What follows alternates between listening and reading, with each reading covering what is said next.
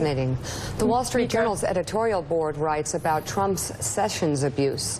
Quote, Mr. Trump's suggestion that his attorney general prosecute his defeated opponent is the kind of crude political retribution one expects in Erdogan's Turkey or Duterte's Philippines. Mr. Sessions had no way of knowing when he accepted the AG job that the Russia probe would become the firestorm it has, or that his belated memory of brief public meetings with the Russian ambassador in 2016 would require his recusal from supervising the probe.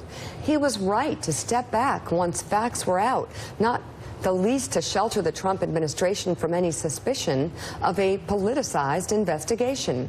If Mr. Trump wants someone to blame for the existence of special counsel Robert Mueller, he can pick up a mirror.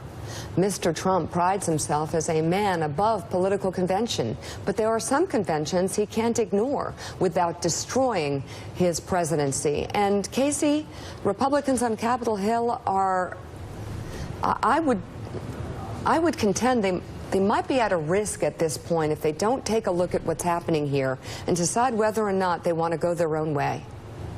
I think we may be at that point, Mika. I mean, look, how often the Washington Post wrote an editorial that sounded a lot like what you just read from the Wall Street Journal. When those two editorial pages are on the actual same page, that's pretty surprising. And look, I think I have been surprised by the just complete directness with which Republicans have been going at this issue privately, publicly. This doesn't compare to any of these other situations where, you know, you get people walking onto the subway train in the Capitol saying, I don't comment on the president's tweets. Yeah. They are commenting on this. And look, it's going to put the Republican agenda is already mostly stalled.